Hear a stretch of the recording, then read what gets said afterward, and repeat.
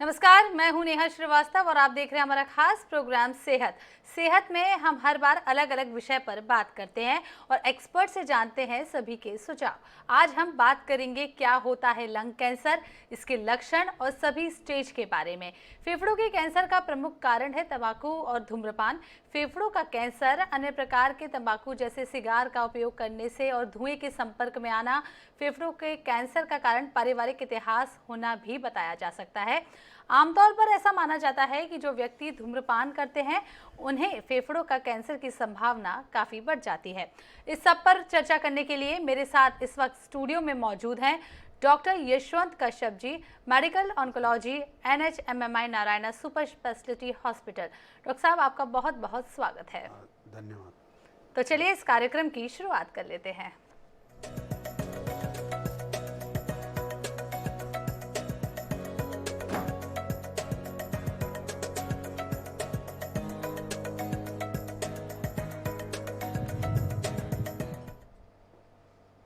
जी doctor साहब, सबसे पहले तो आपसे यही जान लेते हैं कि लंग कैंसर होता क्या है। जैसा कि फेफड़े शरीर का बहुत ही महत्वपूर्ण अंग है।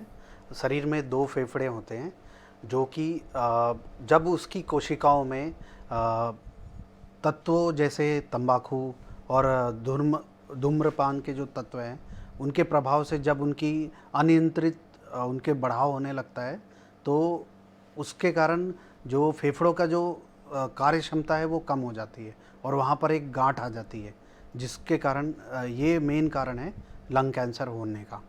जी डॉक्टर साहब, कैसे पता चलता है कि लंग कैंसर हो रहा है? मतलब इसके कोई सिम्टम्स ऐसे रहते हैं जिससे हमें पता चले कि जो भी व्यक्ति है या जो पेशेंट है वो लंग कैंसर से पीड़ित होता जा रहा है? जैसा कि इसका जो मेन लक्षण है वो है खांसी। जी। अगर लंबी खांसी आ रही है या बलगम में खून आ रहा है या मरीज का बहुत मतलब वज़न कम हो रहा है या भूख वगैरह कम हो रही है तो ये एक कॉमन लक्षण है।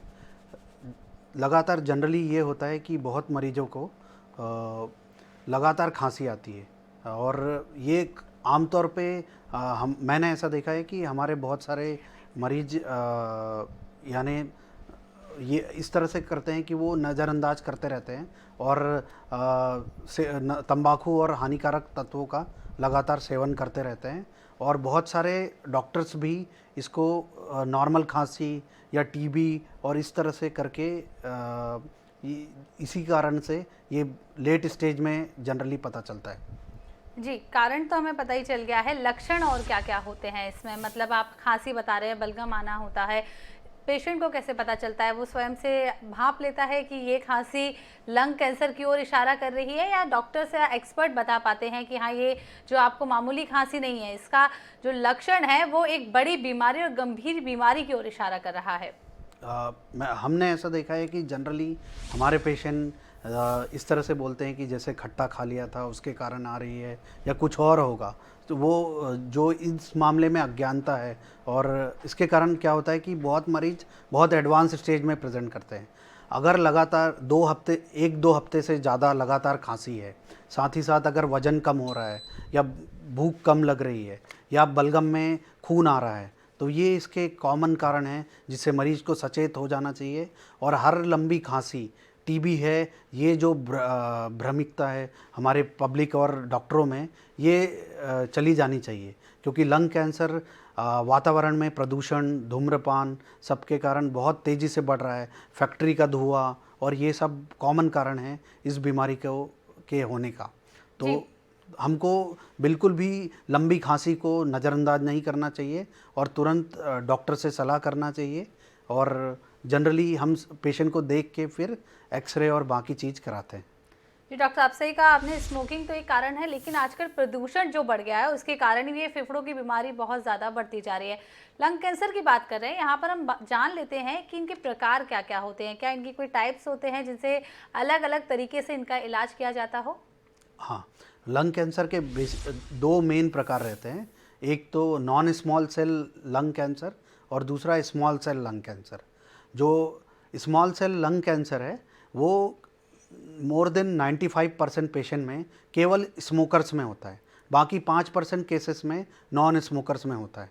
तो जनरली इसलिए ये इस तरह का कैंसर महिलाओं में थोड़ा अनकॉमन है। जो दूसरा प्रकार है नॉन स्मॉल सेल कैंसर, वो अराउंड 70 से 80% पेशेंट में स्मोकिंग, वातावरण प्रदूषण, तंबाकू, गुटखा और बाकी चीज़ों के कारण होता है। बाकी 20% पेशेंट जिन्होंने कभी भी स्मोकिंग या नशा नहीं किया है उनमें भी होता है। तो जो नॉन स्मोकर है उनको भी अगर लंबी खांसी है तो उनको भी कंसल्ट करना चाहिए, क्योंकि करीब 20 से 30% पेशेंट जो नॉन स्मोकर है या जिनको पैसिव स्मोकिंग का एक्सपोज़र नहीं है या फैक्ट्री वर्कर नहीं है, उनमें भी ये बीमारी हो जाती है। जी, तो आप बता रहे हैं कि ये जो स्मोकिंग करते हैं और जो नॉन स्मोकर हैं, दोनों में ही इस तरीके के लक्षण पाए जाते हैं और दोनों को ये बीमारी हो सकती है। जान लेते हैं, क्या फेफड़ों के कैंसर का पता शुरुआत में ही चल जाता है या 1-2 स्टेज आने के बाद पता चलता है कि लंग्स कैंसर हो रहा है? हमारे यहाँ पर मतलब इस मामले में बहुत नेग्लिजेंस है कि जनरली लोग खांसी होती है तो उसको कुछ ना कुछ कारणों से रिलेट करके हमारे पास लेट आते हैं, और जब आते भी हैं तो बहुत बार हमने ऐसा देखा है कि सबको टीबी वगैरह की दवा ही चलती रहती है, क्योंकि पहले की जो 50-60 सालों से जो चला आ रहा है कि खांसी, लंबी खांसी मतलब टीबी, बलगम में खून मतलब टीबी। तो इस चक्कर में मरीज 3-4 महीनों तक टीबी की दवा लेता रहता है और बाद में पता चलता है कि दवा से जब काम नहीं करती तब वो हमारे पास आते हैं। इसलिए मेरे पास जो मैक्सिमम 90% पेशेंट एडवांस स्टेज में आते हैं, 3rd या 4th स्टेज में, और अर्ली स्टेज में केवल 10% 15% पेशेंट ही आते हैं। जी, मतलब हमें शुरुआत में भी पता चल जाता है कि आप उस ओर जा रहे हैं। स्क्रीनिंग इस इलाज के दौरान कराई जाती है। स्क्रीनिंग का कितना फ़ायदा होता है लंग कैंसर के इलाज में? स्क्रीनिंग का अभी देखा गया है कि चेस्ट एक्सरे और लो डोज सीटी ये लंग कैंसर में बहुत ही मददगार तरीका है।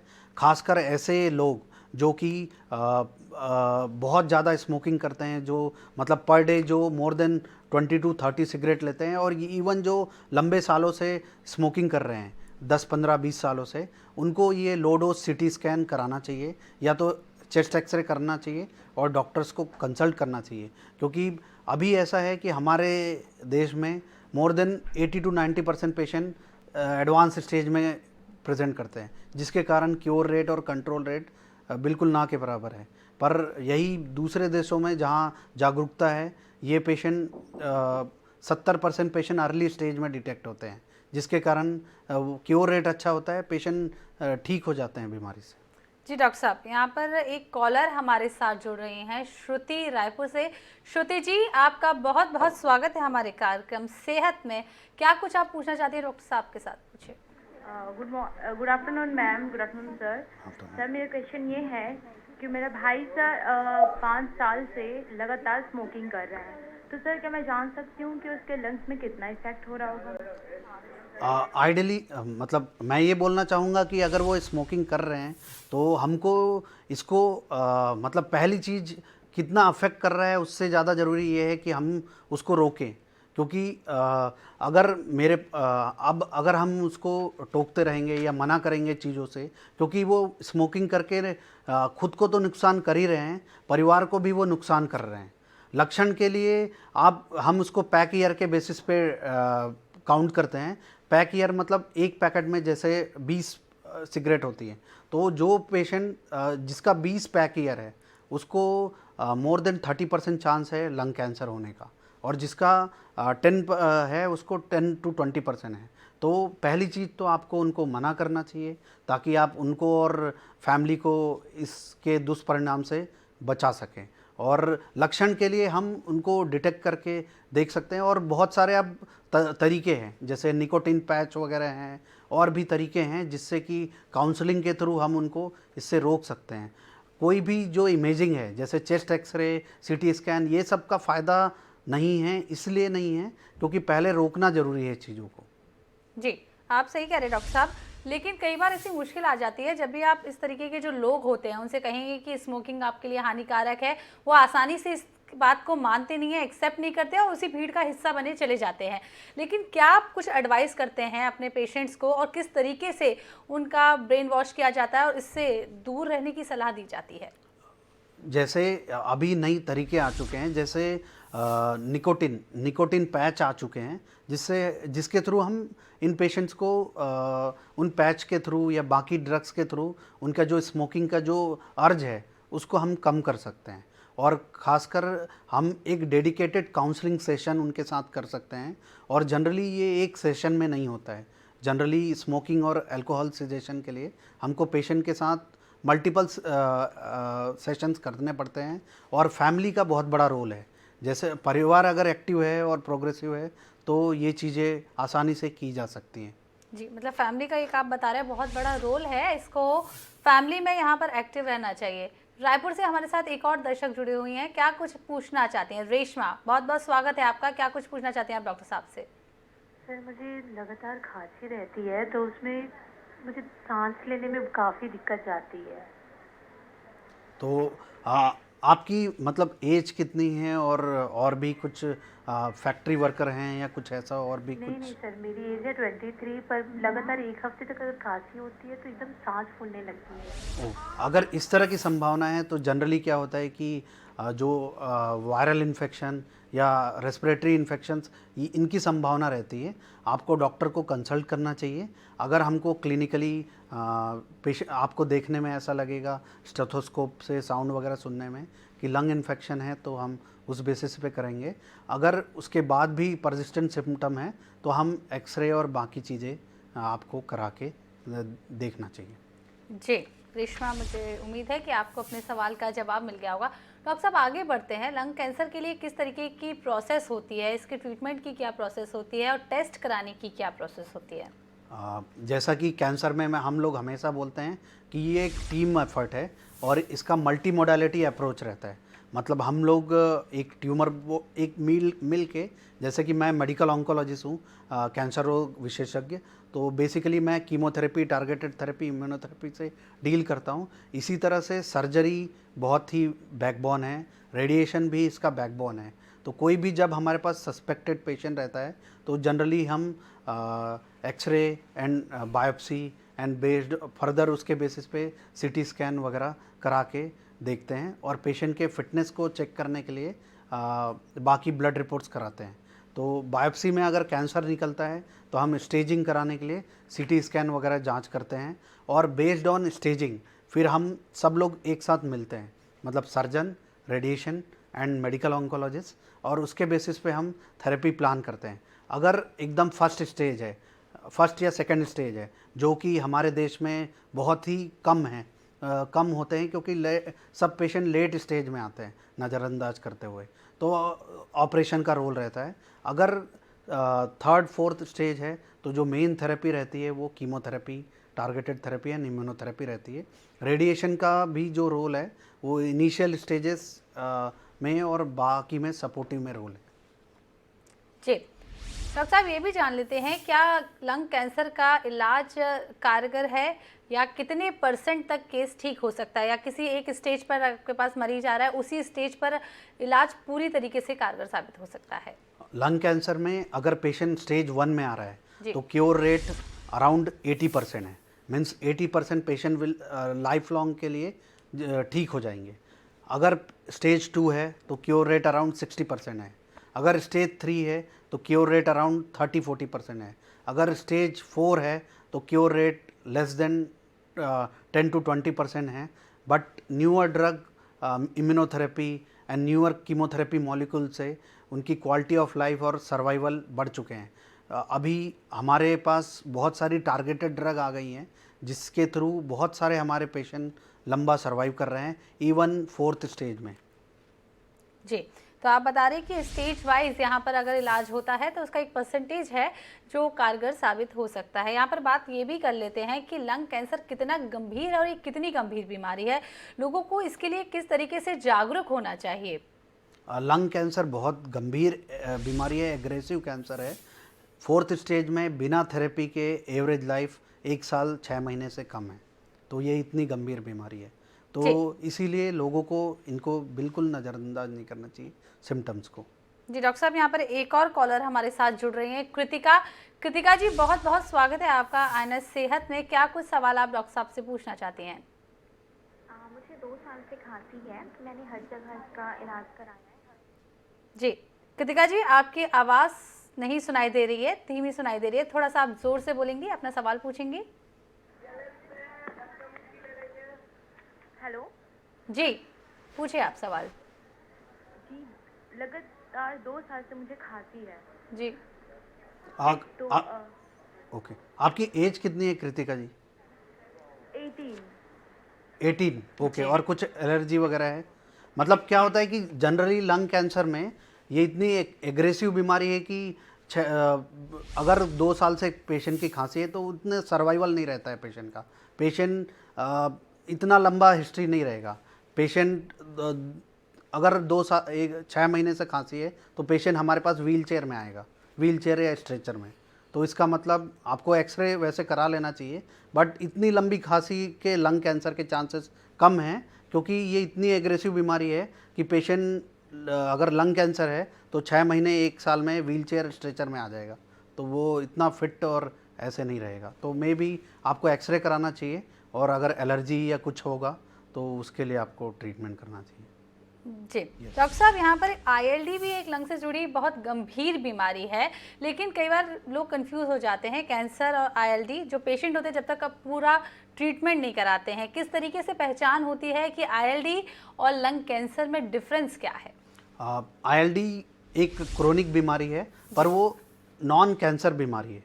तो आईएलडी के बहुत सारे कारण होते हैं, जैसे कि रूमेटॉइड आर्थराइटिस और भी बीमारियां हैं जिनके कारण आईएलडी होता है, या कुछ दवाओं से भी होता है, वो इंटरस्टिशियल लंग डिजीज़ उनके कारण होता है। तो ये अगर फैक्टर का हम ट्रीट करें तो आईएलडी ठीक हो सकता है।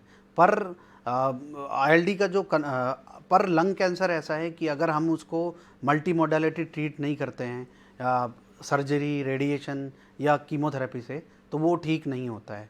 तो लंग कैंसर देखा जाए तो आईएलडी से भी गंभीर बीमारी है, और लोगों को उसके लिए बहुत जागरूक रहना चाहिए।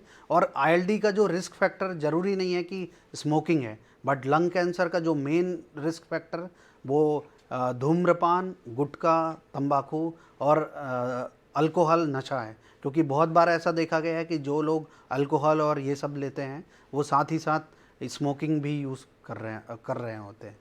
जी, डॉक्टर साहब आईएलडी में जिस तरीके से ऑक्सीजन की कमी होती है, जो मेन बीमारी होती है, उसमें सांस लेने में दिक्कत का सामना करना पड़ता है। उसके बाद आप कई सारे कंसंट्रेटर यूज़ कर देते हैं, एनआईवी यूज़ कर लेते हैं। क्या लंग कैंसर में भी इस तरीके के लक्षण आ जाते हैं, एक स्टेज में आने के बाद सांस लेने की परेशानी हो जाती है? हाँ, ऐसा ही होता है, क्योंकि होता ये है कि एडवांस लंग, फेफड़े बहुत इम्पॉर्टेंट अंग है, जो कि हम वातावरण के ऑक्सीजन को फिल्टर करके हमारे इम्पॉर्टेंट ऑर्गन्स तक पहुंचाते हैं। तो मान लो अगर किसी का लंग का कैंसर हो गया तो उसका वो पार्ट डिसफंक्शनल हो गया, मतलब वो काम नहीं करेगा, तो उसके लिए मरीज को और ऑक्सीजन की ज़रूरत पड़ेगी, जिसके लिए अगर पेशेंट एडवांस स्टेज में आता है तो उनको ऑक्सीजन, एनआईवी, वेंटिलेटर, इन सब की ज़रूरत पड़ती है। जी, मतलब सिम्टम्स लगभग सेम हो जाते हैं आईएलडी में, और हम जब इसमें कंपैरिजन करते हैं तो सांस लेने वाली जो समस्या होती है, जो ऑक्सीजन की कमी आती है, वो दोनों में लगभग सेम होती है। हाँ। बचाव की भी बात कर लेते हैं। ट्रीटमेंट एक अपनी तरफ होता है, इसके अलावा आप बता रहे हैं कि धूम्रपान को रोकने के लिए भी सलाह देनी चाहिए। क्या कोई ऐसा डाइट चार्ट भी होता है जिसे फॉलो करना चाहिए अगर आप पहली या दूसरी स्टेज पर हैं? डाइट का इतना ज़्यादा रोल नहीं रहता है इसमें, पर मेन प्रिवेंशन, जैसा कि आपने बोला, बहुत इम्पॉर्टेंट है।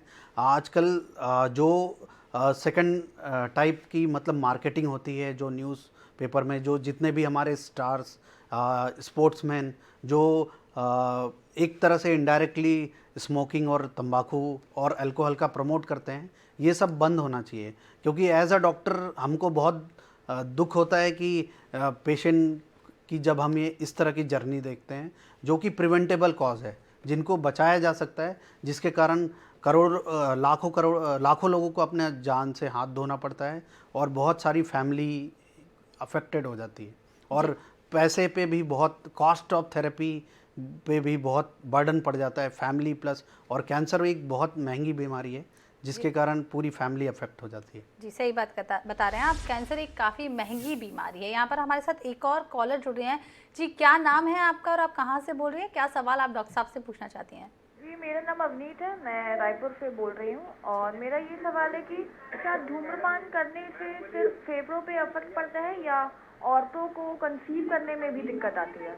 हाँ, ये बहुत ही आपने सही बोला। धूम्रपान करने से एक सिगरेट के पैकेट में 4000 से ज़्यादा केमिकल होते हैं और ये केमिकल्स बॉडी के हर ऑर्गन को अफेक्ट करते हैं और इवन फर्टिलिटी भी एक इम्पॉर्टेंट एक्टिव सेल्स होते हैं तो वो भी प्रभावित होती है। तो ऐसा देखा गया है कि जो महिलाएं धूम्रपान या अल्कोहल या तंबाकू गुटखा खाती है उनके में भी फर्टिलिटी कम हो जाती है, क्योंकि एक्टिव सेल्स जो फर्टिलिटी कराते हैं प्रेगनेंसी वगैरह के लिए इम्पॉर्टेंट रहते हैं वो कम हो जाते हैं। जी, फर्टिलिटी में यहाँ पर इशू हो जाता है वक्त धूम्रपान करने से। उम्मीद है आपको अपने छवाल का जवाब मिल गया होगा। डॉक्टर साहब, यहाँ पर जान लेते हैं कि देश भर में यहाँ पर हर साल लाखों की संख्या में लंग कैंसर के मरीज सामने आते हैं और छत्तीसगढ़ में भी आंकड़ा लगातार बढ़ता जा रहा है। क्या कुछ कहेंगे?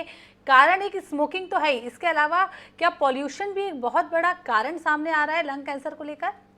जी हाँ, पोल्यूशन एक बहुत बड़ा कॉमन वो है। जिस तरह से हमारे गाड़ियाँ और बाकी चीज़ें और वातावरण, फैक्ट्री के सोर्सेस और बहुत चीज़ें बढ़ती जा रही हैं। इवन जो गैस के जो रेडॉन गैस होती है जो कुकिंग है उसके कारण भी प्रदूषण बहुत ही तेज़ी से बढ़ता जा रहा है। ये भी एक कॉमन फैक्टर है जिसके कारण मेरे पास बहुत पेशेंट आते हैं जो ये बोलते हैं कि हमने तो कभी नशा गुटखा ये सब नहीं किया फिर भी हमको बीमारी हुई। पर हम इतने दूषित वातावरण में सांस ले रहे हैं कि आजकल ये चीज़ें बहुत, जो मैंने आपको बताया था कि लंग कैंसर 80% स्मोकर में होता है, 20 में नॉन स्मोकर। इन बाकी कारणों के कारण ये जो रेशियो है वो 70-30 होता जा रहा है। जी डॉक्टर साहब, फाइनल आपसे एक कमेंट जानना चाहेंगे, क्या कुछ आप हमारे दर्शकों से कहना चाहेंगे? लंग कैंसर से बचने के लिए उन्हें क्या करना चाहिए? कोई एडवाइस आप देना चाहें? मैं बस यही बोलना चाहता हूँ कि मैं चाहता हूँ कि मेरे पास पेशेंट कम रहें और मेरे पास अगर पेशेंट रहे भी तो बहुत अर्ली स्टेज में आए, क्योंकि हमारे रिसोर्सेस बहुत ज़्यादा कंज्यूम हो जाते हैं। कॉस्ट ऑफ थेरेपी बहुत बढ़ जाती है जब पेशेंट एडवांस स्टेज में आते हैं। विदेशों में ऐसा हो रहा है कि वो बस तंबाकू सिगरेट को एक्सपोर्ट कर रहे हैं, पर हम इतने बड़े कंज्यूमर बन चुके हैं कि हमारी जो जनसंख्या है और बहुत एडिक्टेड होके हम उसके कारण लंग कैंसर जैसी घातक बीमारी से ज़्यादा अफेक्टेड हो रहे हैं। तो इन नशाओं को पूरा डिस्कार्ड करना चाहिए। गवर्नमेंट को और पब्लिक को बहुत अवेयरनेस रहना चाहिए। कोई अगर पब्लिक प्लेस में स्मोकिंग और बाकी नशा कर रहा है तो उनको टोकना चाहिए, जो कि बहुत हमारे यहाँ पर नेगलेक्ट हो जाता है। जी डॉक्टर साहब, आपका बहुत बहुत शुक्रिया। आप हमारे शो में आए और हमारे दर्शकों को ढेर सारी जानकारी दी। आप सब भी यदि लंग कैंसर से या कुछ भी आपको इससे रिलेटेड बीमारी या सिम्टम्स नज़र आ रहे हैं तो एक बार NHMMI Narayana super speciality hospital का रुख कर सकते हैं। डॉक्टर साहब आपको वहां पर सभी तरीके की जानकारी दे सकते हैं। तो आप सब भी अपना खूब सारा ध्यान रखिए, क्योंकि आप स्वस्थ हैं तो आपका परिवार भी स्वस्थ है। फिलहाल INS सेहत में बस इतना ही। मुझे दीजिए इजाज़त। नमस्कार।